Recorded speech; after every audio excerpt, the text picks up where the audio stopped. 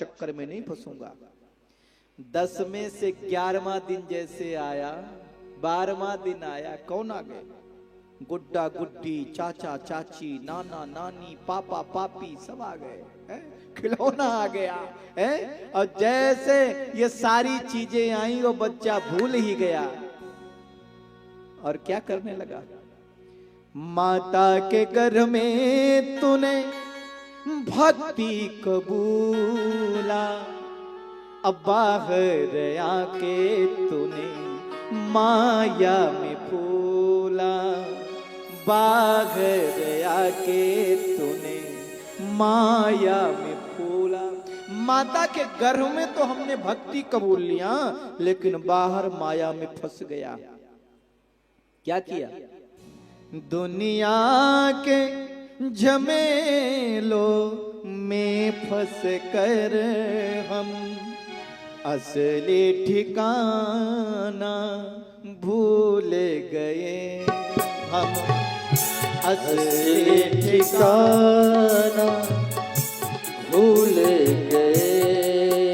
दुनिया के झमेलों में फंस कर हम असली ठिकाना भूल गए।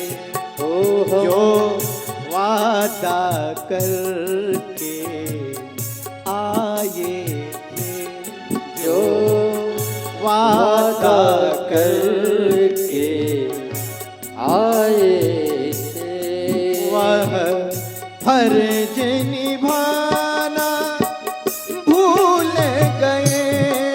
वह फर्ज निभाना भूल गए।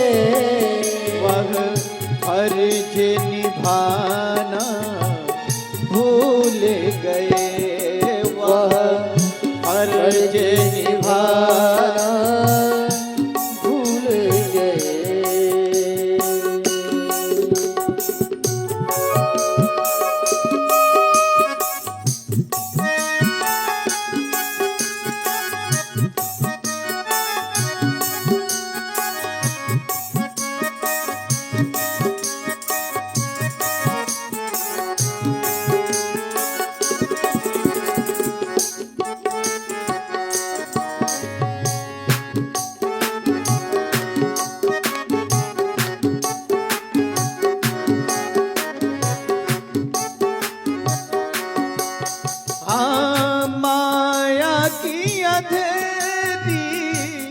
रातों में हम भटक गए कुछ इसी तरह। हम भटक गए कुछ इसी तरह। मंदिर भी मिले थे मार्ग में, मंदिर भी मिले मार्ग में। हम शीश झुकाना भूल गए। ओ हम शीश झुकाना भूल गए। दुनिया के झमेलों में फंस कर, दुनिया के झमेलों में फंस कर असली ठिकाना भूल गए। हम असली ठिकाना भूल गए। हम वादा करके आए थे, जो वादा करके आए थे, जो फर्ज निभाना भूल गए। वह फर्ज निभाना भूल गए। फर्ज निभाना भूल गए। दुनिया में हमने जन्म लिया भगवान के दर्शन करने को, और दुनिया के तमाशे क्या देखे, घर लौट के आना भूल गए। दुनिया से हमने प्रेम किया और खुद की हकीकत ना जानी, अब मोह माया की जो आग लगी वह आग बुझाना भूल गए। और दुनिया के झमेलों में फंसकर हम असली ठिकाना भूल गए। हम देख रहे थे रोज रोज मरघट में लाशें जलती हैं, दुनिया के जलते जिस्म देखे पर खुद को जलाना भूल गए। दुनिया के झमेलों में फंसकर हम असली ठिकाना भूल गए। जो वादा करके आए थे वो फर्ज निभाना भूल गए। क्या करने आए थे? मकान बनाने, दुकान बनाने, बड़ी बड़ी बिल्डिंग बनाने? ना ना, आपके भजन का ढेर लगा दूंगा इसलिए आए थे। और यहाँ बनाने लगे दुकान तो बिल्डिंग, कुछ भी हो पैसा मिलना चाहिए, मकान बनना चाहिए, चाहे उसका गला काट दे तो कोई बात नहीं। भैया मैं नहीं कहता धन न कमाओ, लेकिन धन कमाओ सात्विक, धर्म को मत भूलो। विद्या ददाति विनयम विनयाति याति पात्रत्राम, पात्रत्राम धनमाप्नोति, धन धर्म ततः सुख। विद्या आपको योग्य बनाती है, डिग्री लेते हैं, पात्र बनते हैं। और जब पात्र बने तो क्या किया आपने? धन कमाया है। कोई डॉक्टर हुआ, कोई कलेक्टर हुआ, कोई टीचर हुआ, कोई कुछ हुआ, धन इकट्ठा किया। कोई फैक्ट्रियों का मालिक बन गया। और जब धन इकट्ठा किया तो धर्म किया, और जब धर्म करोगे तभी सुख की प्राप्ति होगी, वरना धन तो बहुत होगा लेकिन सुख नहीं होगा, जीवन में शांति नहीं होगी, क्योंकि बिना धर्म के सुख जीवन में प्राप्त ही नहीं हो सकता। जिसने भी जीवन में सुख प्राप्त किया है वो निश्चित ही धर्म की शरण में गया है। शुकदेव जी जन्मजात सन्यासी, कमंडल लिया हिमालय की ओर चल पड़े, जिनको माया छू नहीं सकती।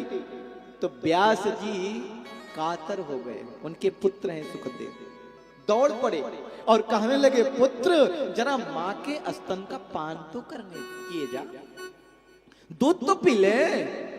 सुखदेव जी तो कुछ बोले ही नहीं। किसी ने कहा सुखदेव जी कह रहे हैं मैं माया के चक्कर में नहीं फंसूंगा। वृक्ष अभिनेदु, उनकी ओर से वृक्षों ने कहा अरे व्यास जी आप किसे पुत्र पुत्र कह रहे हैं? अरे ये सुखदेव सर्वभूत हृदय हैं, इन्हें स्त्री पुरुष का भी कोई भेद नहीं है। ये स्त्री है, ये पुरुष है ना, कोई भेद नहीं है। 16 वर्षीय हैं, कुकुराले लंबे बाल हैं, आजान बाहु है, और देखो हिमालय की ओर जा रहे हैं। व्यास जी को पता चला ये सर्वभूत हृदय हैं, तो उन्हें नमन कर लिया। बोले सुखदेव भगवान की जय। देखो कथा के लिए एक बहुत सुंदर स्थान है जिसे हम लोग कहते हैं नैमिषारण्य। बहुत सारी कथाएं नैमिषारण्य से ही उद्भव हुई हैं।